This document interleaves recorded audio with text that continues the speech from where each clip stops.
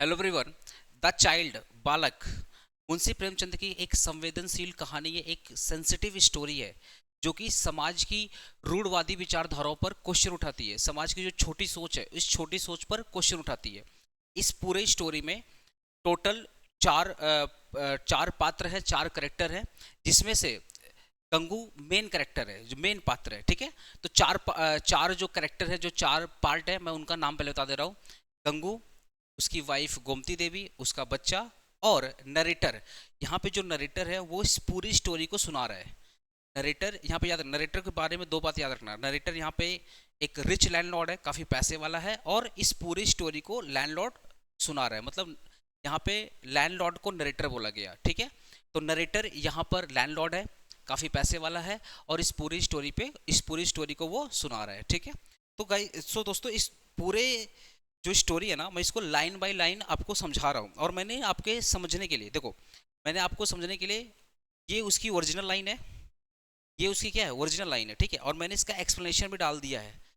Suppose आपने ये पढ़ा और आपको एक्सप्लेनेशन आपको समझ में नहीं आ रहा क्या लिखा गया, तो मैंने उसको इजी लैंग्वेज में एक्सप्लेनेशन भी डाल दिया है। तो ये ओरिजिनल है, ये टेक्स्ट का ओरिजिनल लाइन है। ठीक है, और उसका ये एक्सप्लेनेशन मैंने डाल दिया है। तो मैं आपको मेन ओरिजिनल लाइन पढ़ाऊंगा और एक्सप्लेनेशन आप पढ़ लीजिएगा, और एक्सप्लेनेशन वही वही रहेगा जो मैं बोलूंगा आपको। ठीक है, तो ओरिजिनल मतलब टेक्स्ट का ओरिजिनल लाइन है, और ये उसका एक्सप्लेनेशन है। ठीक है, तो मैं ओरिजिनल लाइन को पढ़ाऊंगा और अच्छे से आपको समझाऊंगा। मेरा सारा फोकस इस ओरिजिनल लाइन पे ही रहेगा। The short story the child is narrated by unnamed rich landlord. ये जो स्टोरी है द चाइल्ड, ये रिच लैंडलॉर्ड के द्वारा सुनाई जा रही है, बताई जा रही है। और यहाँ पे रिच लैंडलॉर्ड का कोई नाम नहीं है। यहाँ पे जो रिच लैंडलॉर्ड, इसका कोई नाम नहीं है। और आपको पता, हमेशा ना हम लोग इसको नरेटर बोलेंगे। जब भी रिच लैंडलॉर्ड की बात आएगी तो यहाँ पे नरेटर की बात आएगी। तो जब भी मैं नरेटर वर्ड बोलूंगा तो समझ जाना रिच लैंडलॉर्ड की बात की जा रही है। ठीक है, तो ये जो स्टोरी है द चाइल्ड, वो रिच लैंडलॉर्ड के द्वारा सुनाई जा रही है। ठीक है, the Gangu, the protagonist of the short story, is a servant in the narrator house. Gangu जो इस स्टोरी का मेन पात्र है, जो कि एक नौकर है नरेटर के हाउस का। देखो, नरेटर क्या है, नरेटर काफी रिच है, काफी पैसे वाला, एक रिच लैंडलॉर्ड है। समझ रहे, एक जमींदार टाइप का बंदा, काफी पैसे वाला। इसी इसके घर में, इस रिच लैंडलॉर्ड, इस जो रिच लैंडलॉर्ड है, जिसको हम लोग नरेटर बोलेंगे, जो रिच लैंडलॉर्ड, इसको हम लोग क्या बोलेंगे, नरेटर बोलेंगे। तो नरेटर के घर में जो गंगू, इस कहानी का मेन पात्र है, वो नौकर है। नरेटर के घर में गंगू एक नौकर की तरह काम कर रहा है, एक नौकर है जो कि इस कहानी का मेन पात्र है। ठीक है, होपफुली आपको समझ में आ रहा होगा। पीपल कॉल गंगू अ ब्राह्मण बिकॉज ऑफ हिज बिहेवियर। लोग गंगू को ब्राह्मण बोलते थे बिकॉज उसके बिहेवियर की वजह से। सर, ऐसा क्या बिहेवियर था जिसकी वजह से ब्राह्मण ब्राह्मण बोलते थे? गंगू, एक्चुअल में जो गंगू है वो जूठे बर्तनों को नहीं टच करता था, वो लोगों के सामने झुकता नहीं था, समझ रहे हो, थोड़ी सी एटीट्यूड और ईगो में रहा करता था। तो उसके बिहेवियर की वजह से गंगू को लोग ब्राह्मण बोला करते थे। ठीक है, आइए, वर्जिन लाइन का इस यहाँ पे लाइन लिखा गया, ही नेवर टच, वो कभी भी जूठे बर्तनों को टच नहीं करता था। और अपने मास्टर मतलब नरेटर कौन था, रिच लैंडलॉर्ड, अपने मास्टर के सामने कभी भी सर नहीं झुकाता था, कभी भी सर झुका के बात नहीं करता था। ठीक है, बिकॉज उसको लगता था कि वो ब्राह्मण है, या ब्राह्मण की तरह वो खुद को फील करता था, समझ रहे हो ना। और अपने मालिक के सामने कभी भी सर झुकाकर बात नहीं करता था। ठीक है दोस्तों, Gangu even does not fan his master in any buddy presence. अगर उसका मालिक दूसरों के बीच में है, मान लो उसका मालिक दो चार लोगों के बीच में है, तो उस बीच में गंगू कभी भी अपने मालिक को पंखा नहीं करता था, कभी पंखा नहीं करता था। समझ रहे, जैसे देखो, नॉर्मली अभी तो हम लोग पंखा चालू करते चलता, पहले पहले क्या होता, हैंडमेड होता ना, हैंडमेड पंखा। तो अगर उसका मालिक दो चार लोग के बीच में बैठा रहता था, तो उसके उस पर्टिकुलर सिचुएशन में गंगू कभी भी आकर के अपने मालिक को पंखा नहीं करता था। ठीक है, बिकॉज गंगू को लगता था कि मालिक चार पांच लोग के सामने बैठे हैं और मैं आकर अगर पंखा करूंगा तो मैं छोटा हो जाऊंगा, समझ रहे हो ना। उसका थोड़ा एटीट्यूड, थोड़ा ईगो टाइप का एटीट्यूड था, थोड़ा ब्राह्मण टाइप का था, कि मैं क्यों झुकूंगा, मैं नौकर हूँ, ठीक है, बट मैं झुकूंगा नहीं, सब मतलब मैं लोगों के सामने झुकूंगा नहीं। ठीक है,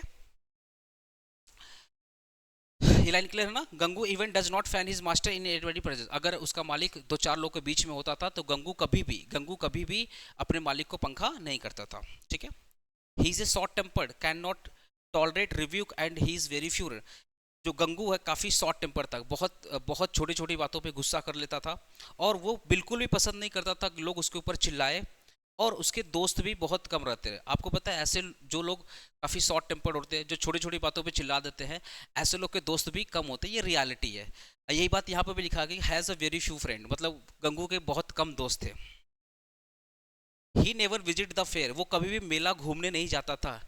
इज नॉट एडिक्टेड टू भांग, वो कभी भी भांग भी नहीं पीता था, ना तो वो मेला घूमने जाता था और ना कभी भांग पीता था। Which people of his class are generally fond of, जो उसके दोस्त काफ़ी पसंद करते, उसके जो दोस्त थे वो मेला भी घूमने जाते थे, भांग वगैरह भी पीते थे। भांग समझते हो ना, जो होली वगैरह हम लोग पीते हैं, तो भांग वगैरह भी पीते थे। पर जो गंगू था वो कभी मेला घूमने नहीं जाता था और कभी भी भांग भांग नहीं पिया, कभी भांग को टेस्ट नहीं किया। Gangu Gangu expect all the respect due to a Brahmin, although he never goes to a river for a bath and is a complete illiterate।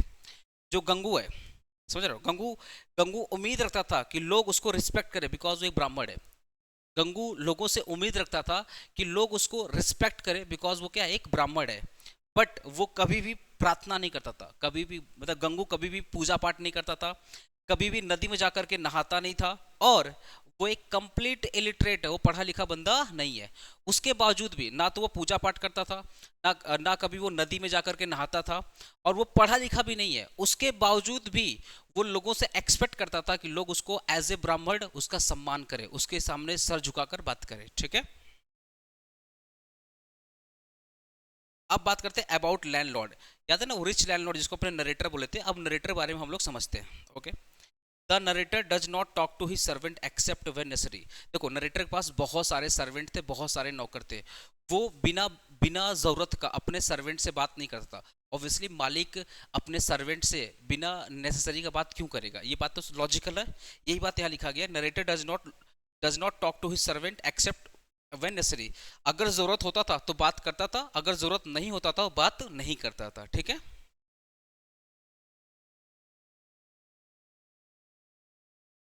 He does not like to be disturb by servant. Narrator को बिल्कुल पसंद नहीं होता था कि उसके जो नौकर, उसके जो सर्वेंट है वो उसको डिस्टर्ब करे।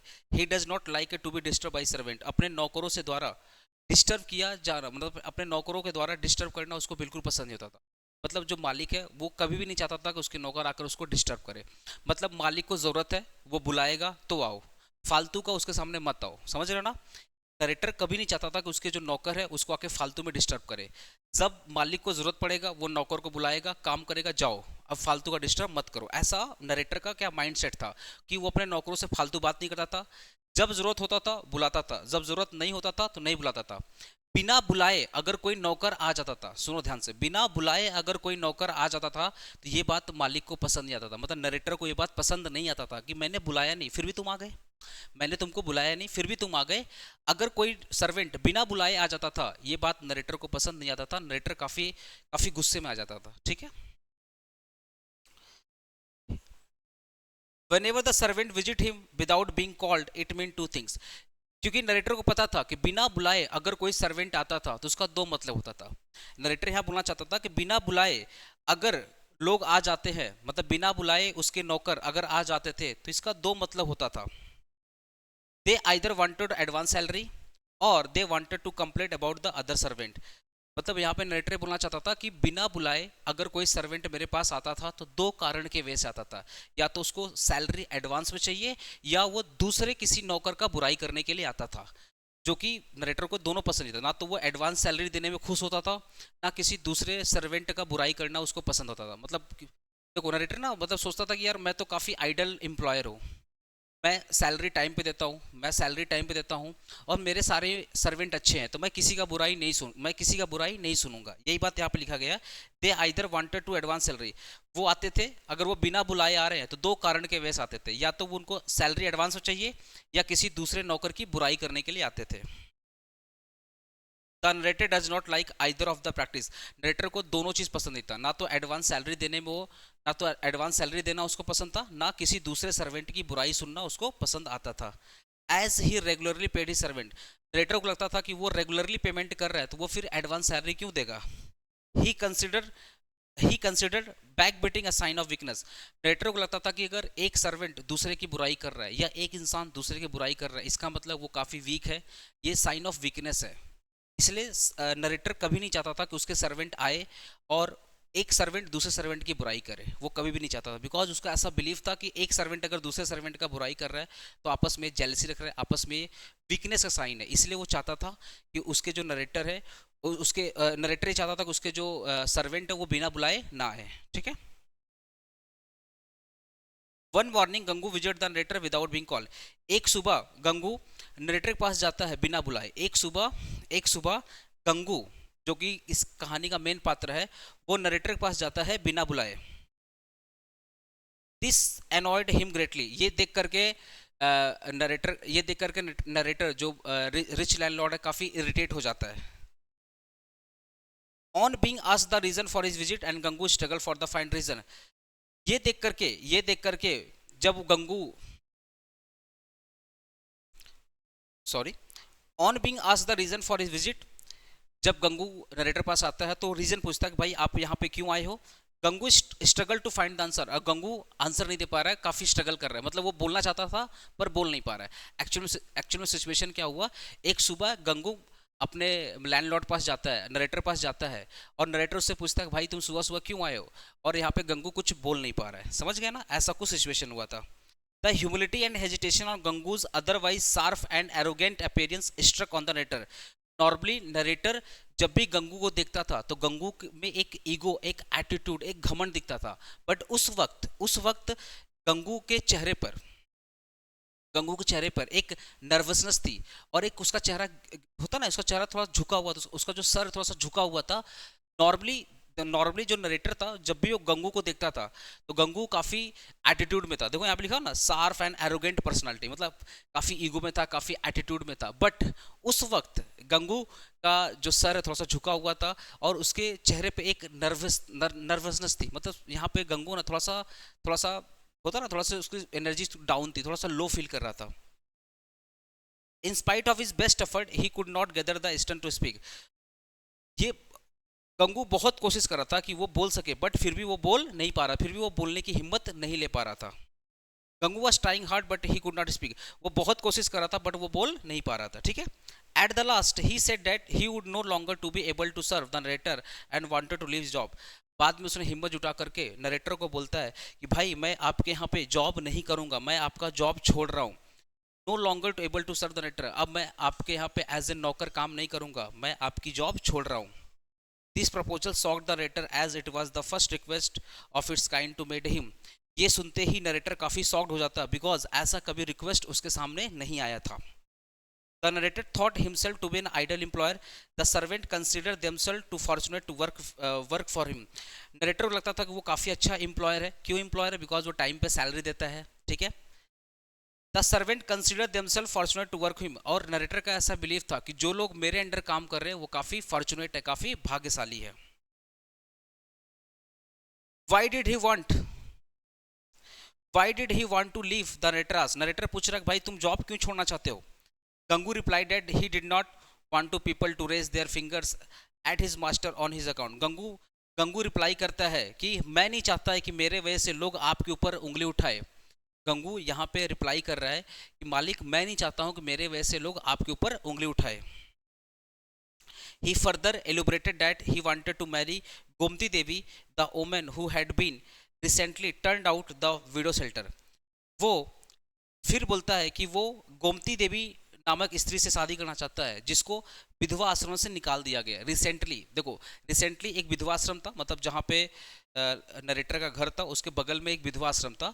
तो रिसेंटली विधवा आश्रम से एक गोमती देवी नामक विधवा को निकाल दिया गया था, और उसी विधवा से गंगू शादी करना चाहता था। मतलब सिंपल स्टोरी क्या है कि गंगू गोमती देवी नामक विधवा स्त्री से शादी करना चाहता था जिसको विधवा आश्रम से कुछ दिन पहले ही निकाल दिया गया है। ये सुनते ही this greatly surprise the narrator as a Gomti Devi was the woman of questionable reputation. ये सुनते ही नरेटर काफी शॉक्ड हो जाता है, बिकॉज गोमती देवी का जो पास्ट है, जो अतीत है, काफी खराब है। देखो वो जो नरेटर है वो गोमती देवी के बारे में बहुत पहले से जानता था, समझ गए ना। तो वो बोल रहा है ये सुनते ही कि गंगू गोमती देवी से शादी करेगा, ये सुनते ही नरेटर काफी शॉक्ड हो जाता है, बिकॉज नरेटर को पता था कि गोमती एक अच्छी स्त्री नहीं है, अच्छी लेडी नहीं है। तो उसका जो पास्ट है काफी खराब है। इसलिए ये जब सुना कि उसका नौकर गोमती देवी से शादी कर रहा है, ये सुनते ही नरेटर काफी शॉक्ड हो जाता है। After her husband death after her husband death she had taken a shelter in the widows home. मतलब उसके गोमती देवी का जब हस्बैंड मर जाता है तो वो विधवा आश्रम में आ जाती है। जब गोमती देवी का हस्बैंड की मृत्यु हो जाती है तो वो विधवा आश्रम में आ जाती है। The authorities there had got her married twice, but both times she had returned after a week। जो उस विधवा आश्रम के अथॉरिटी थे, जो मालिक थे, उन्होंने गोमती देवी का 2 बार शादी किया, बट गोमती देवी शादी के 1 हफ्ता के अंदर ही वापस आ गई विधवा आश्रम में। मतलब जो विधवा आश्रम के जो मालिक थे, उन्होंने गोमती देवी का 2 बार शादी किया, बट वो शादी चली नहीं। वो जो शादी थी वो चली नहीं। गोमती देवी अपने हस्बैंड को छोड़ करके पुनः विधवा आश्रम में आ जाती है। No person with self respect would allow such person in house.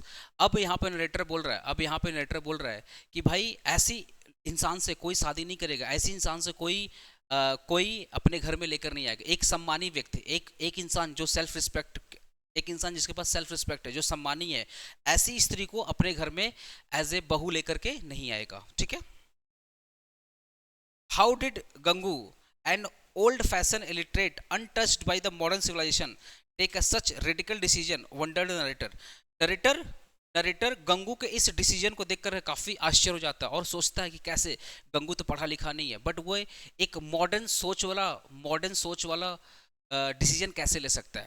मतलब यहाँ पे गंगू का डिसीजन देख करके नरेटर काफी शॉक्ड हो जाता है और ये सोचता है कि गंगू एक पढ़ा लिखा व्यक्ति नहीं है, तो वो ये डिसीजन कैसे ले सकता है। Anger and sympathy rose simultaneously in the narrator's heart at a गंगू's foolish choice। Narrator को गंगू के ऊपर में मतलब गुस्सा भी आ रहा है और सिंपैथी भी आ रहा है। नरेटर को गंगू के ऊपर गुस्सा भी आ रहा है और सिंपैथी आ रहा है। क्यों आ रहा है? बिकॉज नरेटर को लग रहा है कि ये गंगू का बहुत गलत, बहुत बेवकूफ वाला चॉइस है। गोमती देवी से शादी करना, गोमती देवी से शादी करना गंगू का एक बेवकूफ डिसीजन है। इस बेवकूफ डिसीजन को देख करके उसको गुस्सा भी आ रहा है और एट द सेम टाइम उसको सिंपैथी भी आ रहा है। ठीक है। He was certain that woman who could not sustain her marriage with 3 rich husband who would surely leave the Gangu within few days। और वो उसका ऐसा बिलीफ था, नरेटर का ऐसा बिलीफ था कि जिस लेडीज का शादी तीन रिच हस्बैंड के साथ हुआ था और ऐसे रिच हस्बैंड के पास वो स्त्री नहीं टिकी तो वो गंगू को डेफिनेटली छोड़ के चली जाएगी। ये ऐसा बिलीफ था, मतलब नरेटर का ऐसा बिलीफ था कि वो स्त्री जिसका ऑलरेडी 3 लोगों के साथ शादी हो चुका है और जिनके साथ शादी हुआ तो काफी पैसे वाले थे, अगर ये लेडी वहां पे नहीं टिकी तो गंगू के साथ वो कैसे टिकेगी, गंगू के साथ वो कैसे रिलेशन को मेंटेन करके चलेगी। इस बात का उसको बिलीफ था कि गंगू जब इसे शादी करेगा तो इन लोगों का शादी चलने वाला नहीं है, शादी टिकने वाला नहीं है। इसीलिए उसको गुस्सा आ रहा था, डायरेक्टर को इस बात के लिए गुस्सा आ रहा था कि भाई तुम जिससे शादी करने जा रहा है तुम्हारा शादी उससे नहीं टिकेगा, बिकॉज उसका पास्ट काफी खराब है, उसका जो अतीत है काफी बुरा है। The narrator asked Gangu in the warning manner if he new the वोमन्स past. अब नरेटर गुस्से से बोलता है और वार्निंग देता है, क्या तुमको पता है उस लेडी का पास्ट क्या है? With utmost certainty Gangu said that people's slandered her, she was not fault in the leaving her previous husband। अब गंगू सर उठाकर बोलता है कि इसमें उस लेडी का कोई गलती नहीं है, मैं उसके बारे में अच्छे से जानता हूँ, उसके हस्बैंड ने उसको छोड़ दिया, इसमें गोमती देवी की कोई गलती नहीं है। सी वॉज नॉट फॉल्ट, गोमती देवी की इसमें कोई भी फॉल्ट नहीं है। लिविंग हर प्रीवियस हस्बैंड, जो हस्बैंड को उसने छोड़ कर आया उसमें गोमती देवी का कोई भी गलती नहीं है। ऐसा कौन बोल रहा है? ऐसा गंगू बोल रहा है नरेटर के सामने। ठीक है। They marriage her for their own self benefit, they thought that they did her a favour in marrying a widow and wanted to her to all do the work. यहाँ पे गंगू नरेटर को बोल रहा है कि लोगों ने गोमती को विधवा समझ के शादी किया, ये सोच करके उसके ऊपर एहसान किया कि तुम विधवा है, तुमने शादी करके तुम पर एहसान कर रहे हैं। बट लोगों ने क्या किया? उसको यूज किया। लोगों ने उसको घर पे बुलाया और लोगों ने उससे काम करवाया, उसको प्यार नहीं दिया। मतलब होता ना, एक विधवा समझ करके लोगों ने क्या किया, उस पर सिंपैथी दिखाकर शादी कर लिया, बट लोगों ने उसको जो रिस्पेक्ट डिजर्व करती थी वो रिस्पेक्ट गोमती को नहीं मिला। इसीलिए गोमती ने अपने सारे हस्बैंड को छोड़ करके चली आई। मतलब ये गोमती की तरफ से बोल रहा है, गंगू गोमती तरफ से बोल रहा है कि जो रिस्पेक्ट शादी के बाद जो रिस्पेक्ट उसको मिलना चाहिए था वो रिस्पेक्ट उसको नहीं मिला, इसीलिए वो अपने प्रीवियस हस्बैंड को छोड़ करके चली आई। A woman can not live with a person just food और शेल्टर। गंगू बोल रहा है कि एक वुमेन कभी भी खाने खाने के लिए और मकान के लिए नहीं रह सकता, शेल्टर के लिए नहीं रह सकता। Woman can not stay in place where there is no love.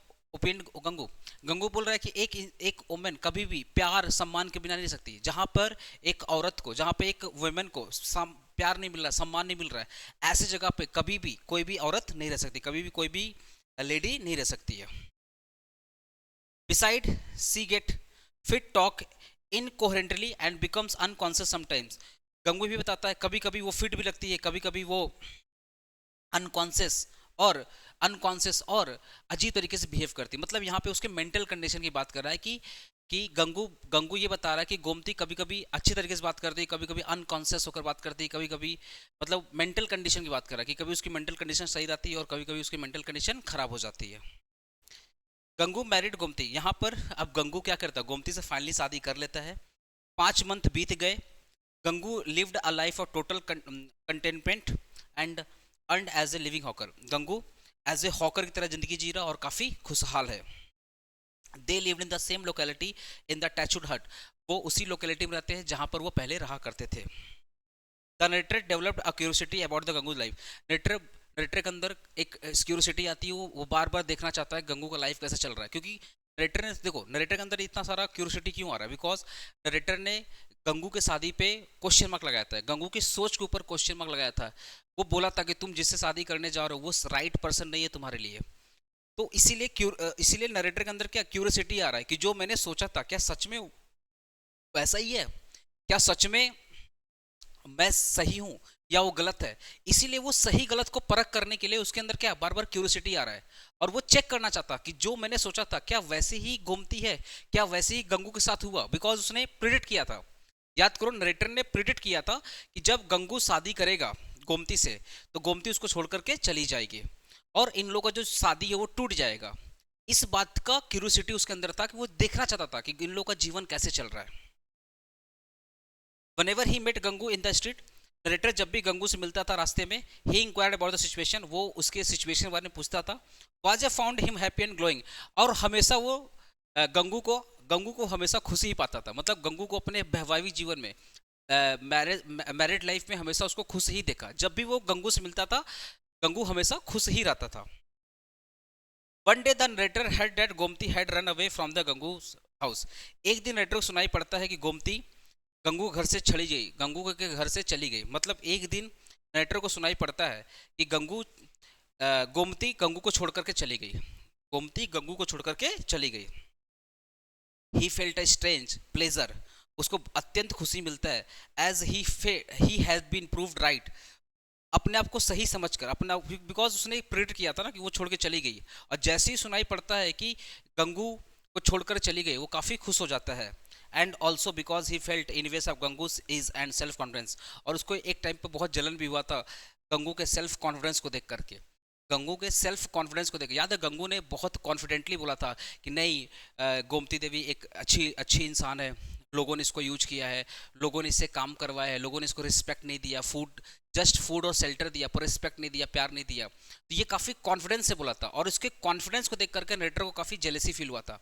But जैसे ही नरेटर को सुनाई पड़ता है कि गोमती उसको छोड़कर चली गई है, नरेटर काफी खुश हो जाता है। He impatiently waited to meet the Gangu and remind him of his mistake in the confusing Gomti as a blessing in his life।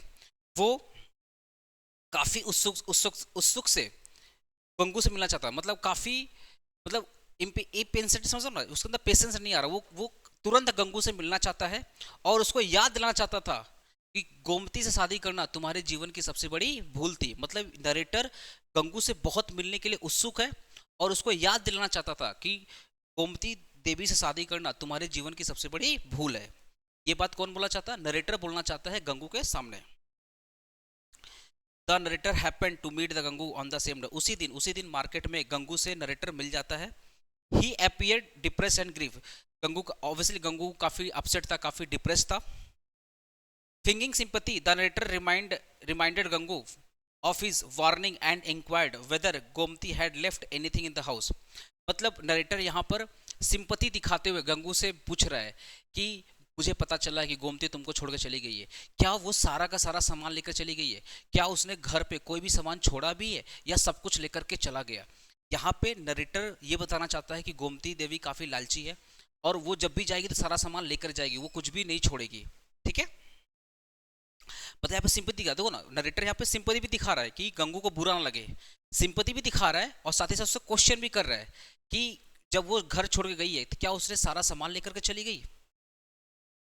Gangu put a hand on chest as if the question was blasphemous and answered that Gomti had not taken a single thing from the house, even her own belongings.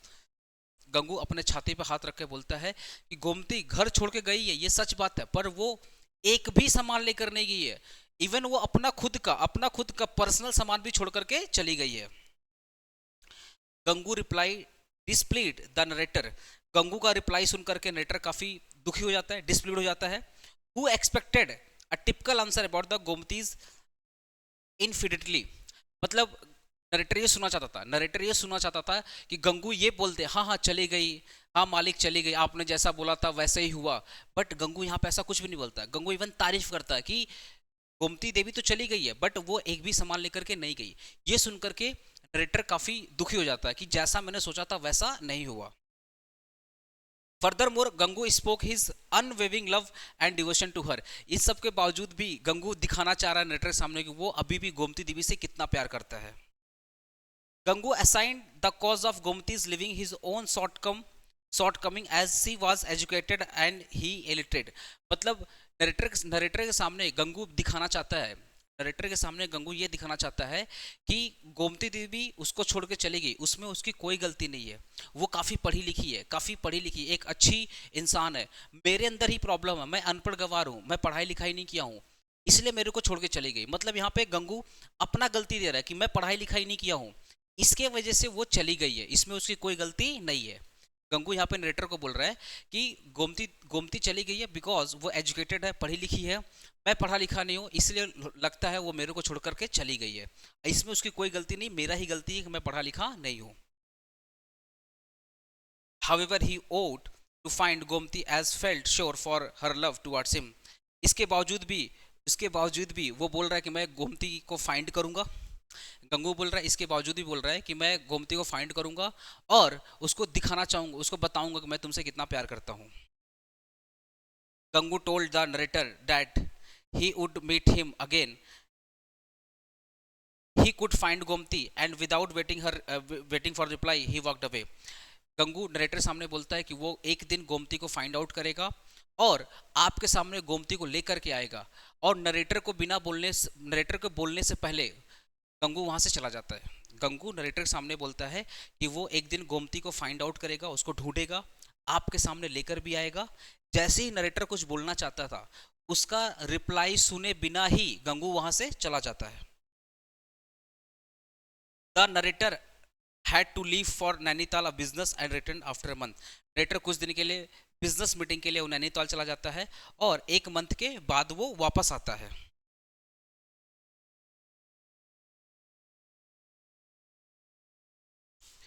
He had barely take off his clothes when he saw Gangu standing with their newborn baby, filled with the fatherly pride and joy. वो जैसे ही नैनीताल से आया और अब rest ही करने जा रहा था, दूर से उसने गंगू को आते हुए देखा और काफी खुशी, मतलब गंगू जब आ रहा था काफी खुश था और एक बच्चे को लिए हुए आ रहा था, मतलब गंगू अपने गोदी में एक बच्चे हुए लेकर आ रहा था और गंगू उस वक्त काफी खुश था। ये सीन कौन देखता है? नरेटर देखता है। ठीक है, the narrator asked him if he found Gomti, narrator उससे पूछता क्या तुम गोमती को पा गए, क्या गोमती तुमको मिल गई? Gangu answer that he found her in the women's hospital. यहाँ पे गंगू बोलता हाँ मैं उसको वुमेन जो लखनऊ में एक महिला हॉस्पिटल है, उस महिला हॉस्पिटल में मैंने गोमती को पा लिया। She had instructed a friend of hers to inform Gangu about the her whereabouts if he seemed much distressed over the absence. वो अपने मतलब गंगू बोलता है कि वो अपने दोस्त को इन्फॉर्म किए कि जाकर गंगू को बता दो कि मैं इस पर्टिकुलर हॉस्पिटल में हूँ, और ये भी बताए कि गंगू काफ़ी डिस्टर्ब रहा होगा, बट मैं तो बोल नहीं पाऊंगा, तुम जाकर के बता दो कि हाँ मैं इस पर्टिकुलर हॉस्पिटल में एडमिट हूँ। He return with the Gomti and the child he return with the Gomti he return with the Gomti and the child, मतलब गंगू गोमती और उसके बच्चे के साथ वापस आता है। And showed the child to the narrator with the pride and athlete discipline topic, मतलब जैसे एक एथलीट जीतने के बाद, मतलब कोई भी चैंपियन ट्रॉफी वगैरह जीतने के बाद जैसे वो अपना ट्रॉफी सबको दिखाता है, वैसे ही गंगू अपने बच्चे को नरेटर के सामने दिखा रहा है एज ए प्राउड, मतलब प्राउडली वो नरेटर को दिखा रहा है कि देखिए ये बच्चा है। और याद है ना, गंगू ने नरेटर को बोला था कि वो एक दिन गोमती को ढूंढ के लाएगा, इसलिए वो प्राउडली उस बच्चे को दिखा रहा है नरेटर के सामने। The narrator was taken by the surprise, asked Gangu how a child could be born within a 6 month of his marriage। Narrator ये देखते काफी सरप्राइज हो जाता है और पूछता है कि कैसे 6 मंथ के अंदर तुम्हारा बच्चा हो गया। नॉर्मल पता है बच्चे होने के लिए 9 मंथ का पीरियड होता है, तो यहाँ पे बोल रहा है कि नरेटर यहाँ पे बोल रहा है कि कैसे ये 6 मंथ बच्चा हुआ, तुम्हारा शादी की अभी 6 मंथ हुआ है, तुम्हारा शादी की अभी 6 मंथ हुआ और कैसे यहाँ पे बच्चा हो गया। ये बात कौन पूछ रहा है? नरेटर पूछ रहा है गंगू के साथ। ही hinted that this might have been the reason why Gomti had left Gangu. अब वो हिंट दे रहा है, अब नरेटर गंगू को हिंट दे रहा है, हो सकता है इसी रीजन के वजह से, हो सकता है इसी रीजन की वजह से गोमती तुमको छोड़ करके चली गई है। मतलब समझ, यहाँ पे थोड़ा सा आग लगा रहा है नरेटर, यहाँ पे थोड़ा सा आग लगा रहा है। The child was from Gomti previous marriage, narrator बोल रहा है कि ये जो बच्चा है गोमती के पिछले मैरिज का है, पिछले हस्बैंड का है। Gangu was not the child real father, तुम उस मतलब बता रहा है कि तुम उस बच्चे का रियल फादर नहीं हो, तुम इस बच्चे का रियल फादर नहीं हो। नरेटर बोल रहा है कि ये जो बच्चा है ये तुम्हारा नहीं है, जो गोमती का पिछला शादी हुआ था उसके हस्बैंड का बच्चा है, तुम उसके हस्बैंड का है, पिछले मतलब पिछले हस्बैंड का है, पर ये तुम्हारा बच्चा नहीं है, तुम इसके रियल फादर नहीं हो। Gangu told that Gangu told the narrator that it never bothered him, मतलब गंगू यहाँ पे बोल रहा है कोई बात नहीं, मुझे फर्क नहीं पड़ता, मुझे कभी परेशान नहीं करेगा कि मेरा बच्चा नहीं है। he had accepted the child as his own, और गंगू बोल रहा कि मैं अब इस बच्चे को अपने बच्चे की तरह ही एक्सेप्ट किया, जैसे मैं अपने बच्चे को एक्सेप्ट करूंगा वैसे ही मैं इस बच्चे को भी अपने बच्चे की तरह ही एक्सेप्ट करूंगा, मुझे फर्क नहीं पड़ता मैं इसका बाप हूं या मैं इसका बाप नहीं हूं, मुझे इस बात से फर्क नहीं पड़ता। he continued to narrate how Gomti suffered unbearably for 3 days and night, it was almost new life for Gomti. Obviously जब बेबी बॉर्न होता था तो माँ को काफ़ी तकलीफ होती है, यही बात वो बता रहा है कि गंगू यहाँ पे नरेटर को बताना चाहता है कि गोमती 3 दिन और 3 रात काफ़ी तकलीफ में थी, और ये उसकी अब बच्चा बॉर्न हो चुका है, अब इसके लिए एक नया लाइफ है। Gangu further inform the narrator that he had asked Gomti to leave him if she not leave him, she not love him, sorry not love him हो गया, लीव मैंने बोल दिया था, if she did not love him. Gangu further inform करता है narrator को कि मैंने गोमती को बोल दिया अगर तुम मेरे से प्यार नहीं करती हो तो तुम मेरे को छोड़ के जा सकती हो। She should not let the child separate them whom he loved as his own। यहाँ पर गोमती ये बोलना चाहती है, गोमती ये बोलना चाहती है कि मैं, एक मिनट, अरे सॉरी एक फोन आ गया था, मैं फिर से रिपीट कर दे रहा हूँ। Gangu further inform that narrator that he had asked Gomti to leave him if she not love him, मतलब यहाँ पे गंगू नरेटर को बोल रहा है कि मैं ऑलरेडी गोमती को बोल चुका हूँ कि अगर तुम मेरे से प्यार नहीं करती तो तुम मुझे छोड़ करके जा सकती हो, but she should not let the child separate them whom he loved as his own। मतलब गंगू यहाँ पे ये बोला नरेटर को कि मैंने गोमती को ये भी बोला है इस बच्चे की वजह से हमारे तुम्हारे बीच में कभी भी दरार नहीं होगा, इस बच्चे को मैं वैसे ही प्यार दूंगा, मैं वैसे ही अपनाऊंगा जैसे मैं अपने बच्चे को अपनाऊंगा। मतलब वो बोल रहा है कि इस बच्चे को मैं वैसे ही प्यार दूंगा जैसे एक फादर अपने बच्चे को प्यार देता है, इस बच्चे की वजह से हमारे तुम्हारे बीच में, गोमती और गंगू बीच में कभी भी दरार नहीं आएगी, कभी भी प्रॉब्लम नहीं आएगी, और इस बच्चे की वजह से मैं तुम्हारे पे कभी भी क्वेश्चन नहीं करूंगा, तुम्हारे पे कभी डाउट नहीं करूंगा। ये बात कौन बोल रहा है? नरेटर बोल रहा है। ये बात गंगू बोला नरेटर को ये बात गंगू नरेटर को बोल रहा है कि मैंने गोमती से दो बात किया। पहला बात किया कि तुम अगर मेरे से प्यार नहीं करती हो तो तुम मुझे छोड़ के जा सकती हो, और दूसरा मैंने ये भी बोला कि इस पर्टिकुलर बच्चे के वजह से हमारे तुम्हारे बीच में कोई प्रॉब्लम नहीं होगी। हम ना तो तुम पे डाउट करेंगे और ना इस बच्चे पे डाउट करेंगे। ये मेरा बच्चा नहीं है, मैं इस बच्चे को वैसे ही एक्सेप्ट करूंगा जैसे मेरा रियल बच्चा होगा, मैं वैसे ही इस बच्चे को भी एक्सेप्ट करूंगा। ये बात गंगू नरेटर को बोलता है। Gangu continued at he married Gomti because he loved her and would not refuse the harvest merely because someone else had sown it. Gangu continue बोल रहा है कि वो गोमती से शादी इसलिए किया बिकॉज उससे प्यार करता है, और वो किसी दूसरे लोगों की बातों में आकर के ना वो गोमती छोड़ेगा ना वो उस बच्चे को छोड़ेगा। मतलब इस लाइन का मतलब हो गया कि गंगू नरेटर को बोल रहा है कि वो गोमती से बहुत प्यार करता है और वो गोमती को कभी नहीं छोड़ेगा, ना तो उसको छोड़ेगा ना उसके बच्चे को छोड़ेगा। He said that he was the child father as the child was born to them after their marriage and laughed heartily. वो हंसते हुए मतलब काफी खुशी से हंसते हुए बोलता है कि ये मेरा बच्चा है बिकॉज मेरे शादी के बाद इसका जन्म हुआ है। मतलब सोचो ना कितना ओपन माइंडेड है, उसको फर्क नहीं पड़ता भाई 6 मंथ हुआ है 9 मंथ हुआ, अपना है या पराया, उसको फर्क नहीं पड़ता। बोला मेरे शादी के बाद हुआ ना, ये मेरा बच्चा है, मेरे शादी के बाद हुआ ये मेरा बच्चा, मुझे फर्क नहीं पड़ता है। और ये हंसते हुए बोल रहा है। The narrator was deeply touched by Gangu's sentiments and felt ashamed of his own narrow mindset. ये सुनते ही शर्म से उसका सर झुक जाता, नरेटर का जो सर है ना शर्म से झुक जाता है और अपने आप पे शर्मिंदा करता है कि मेरा सोच कितना बेकार है।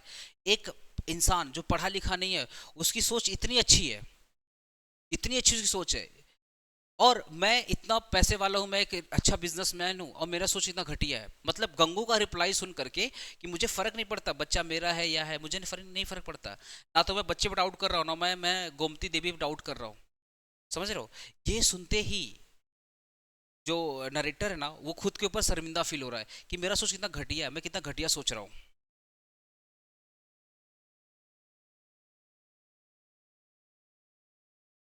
सही हो गया? हाँ। The taking the child from the Gangu and he kiss with him the tender devotion. वो नरेटर अब गंगू से बच्चा लेता है और उसके माथे पर एक किस करता है, मतलब बच्चे के माथे पे क्या करता है, एक किस करता है। होता है ना प्यार से लोग किस करते हैं बच्चे को, वही वाला। Gangu told him how he always spoke to Gomti about the narrator being an embodiment of goodness and had asked her to visit the narrator but she felt blissful, मतलब ब्लसफुल, बेस्टफुल। ठीक है, गंगू बोल रहा है कि मैं हमेशा गोमती देवी को बोलता था कि मेरा जो मालिक है, मेरे जो नरेटर है, मतलब जो रिच लैंडलॉर्ड जो मालिक है वो काफ़ी अच्छे इंसान है, तुमको उनसे मिलना चाहिए। बट वो हमेशा शर्मा जाती थी, वो थोड़ी साइड टाइप की थी, वो लोगों से मिलना उतना पसंद नहीं करती थी। ये बात गंगू बोल रहा है, गंगू नरेटर को बोल रहा है कि मैं हमेशा आपका तारीफ करता था गोमती के सामने कि मेरे जो मालिक है काफ़ी अच्छे हैं, तुमको उनसे मिलना चाहिए। बट वो हमेशा क्या होती, शर्मा जाती थी, बिकॉज वो काफ़ी साई है, वो नए लोगों से, अजनबी लोगों से मिल नहीं पाती है। The narrator middle class morality stood ashamed at Gangu's bravery and lyricism. Gangu की ये बहादुरी देखकर, ये सोच देख करके नरेटर अपने आप में काफी शर्मिंदा हो जाता है और अपने आप में ही काफी कोसने लगता है कि मेरी सोच कितनी घटिया है। He said that not he, मतलब यहाँ पे ही का मतलब हो गया नरेटर बोल रहा है। He said that not he, rather Gangu was the embodiment of goodness and the child added to charm it. यहाँ पे नरेटर बोल रहा है, यहाँ पे नरेटर बोल रहा है कि मैं अच्छा इंसान नहीं हूँ। यहाँ पर नेटर गंगू को बोल रहा है, गंगू मैं अच्छा इंसान नहीं हूँ भाई, तुम अच्छे इंसान हो, तुम्हारी सोच इतनी महान है, तुम अच्छे इंसान हो, मैं अच्छा इंसान नहीं हूँ। ये बात नरेटर बोल रहा है गंगू को, मालिक बोल रहा है अपने नौकर को कि भाई तुम अच्छे हो, मैं अच्छा नहीं हूँ, तुम्हारी सोच काफी अच्छी है, मेरी सोच काफी खराब है। He decided to visit the Gomti himself and both of them walked towards Gangu's house. अब वो दोनों डिसाइड करते हो, ही डिसाइडेड मतलब नरेटर और गंगू दोनों डिसाइड करते हैं कि अब वो गोमती से मिलेंगे और गोमती से मिलने के लिए उसके घर की तरफ चल दिए। गाइस ये पूरी स्टोरी का मैसेज क्या है मैं तुमको नॉर्मल समझा दे रहा हूँ। ये जो पूरी स्टोरी है ध्यान से सुनना मेरी बात, मतलब इस स्टोरी का जो समरी मैं आपको पूरा अच्छे से समझा दे रहा हूँ। ओके सो दोस्तों मैं इसका समरी बता दे रहा हूँ, इसका शॉर्ट समरी यही है, इसका जो शॉर्ट समरी यही है कि पर्टिकुलर स्टोरी के माध्यम से मुंशी प्रेमचंद ये बोलना चाहते हैं कि एक सच्चे इंसान की पहचान उसके पैसे से नहीं होती है, उसके शिक्षा से नहीं होती है। एक सच्चे इंसान की पहचान उसके बिहेवियर से होती है। वो लोगों को कितना सम्मान दे सकता है, वो लोगों को कितना प्यार दे सकता है, वो लोगों को कितना समझ सकता है, वो एक इंसानियत दिखा सकता है लोगों के प्रति। तो यहाँ पे सच्चे इंसान की डेफिनेशन दिया गया है कि एक सच्चा इंसान वही है जो लोगों से प्यार कर सकता है, लोगों को सम्मान दे सकता है, लोगों के सिचुएशन को देखकर उसको जज नहीं करेगा, उनको समझेगा कि अगर ये सिचुएशन में आए हैं तो क्यों आए हैं, इसके पीछे रीजन क्या है। ये नहीं, देखो हम लोग क्या होता है कोई भी सिचुएशन देखकर हम लोग जज कर लेते हैं। तो यहाँ पे मुंशी प्रेमचंद जी ये बोलना चाहते हैं इस पर्टिकुलर स्टोरी के माध्यम से कि अच्छा इंसान वही है जिसके अंदर इंसानियत है, जो लोगों को सम्मान दे, प्यार दे, लोगों को जज ना करे, लोगों को सपोर्ट करे। और सच्चे इंसान की पहचान उसके शिक्षा से नहीं है, मतलब उसके एजुकेशन से नहीं है, उसके धन से नहीं है।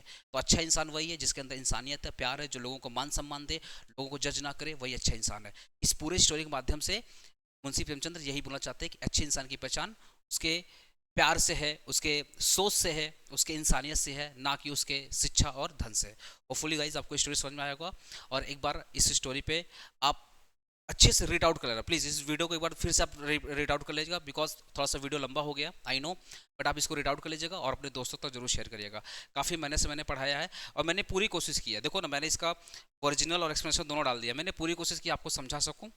और फिर भी अगर आपको थोड़ा बहुत डाउट रहेगा तो अपने ओरिजिनल और एक्सप्लेनेशन को अच्छे से पढ़ लीजिएगा। और एमसीक्यू के लिए हम लोग 19 तारीख को मिलेंगे, और 19 तारीख को एमसीक्यू के मिलेंगे। और इस पर्टिकुलर वीडियो को अपने दोस्तों से जरूर शेयर करना। ओके गाइस, बहुत मेहनत से मैंने बनाया। अपना ख्याल रखिएगा, मिलते हैं नेक्स्ट वीडियो में।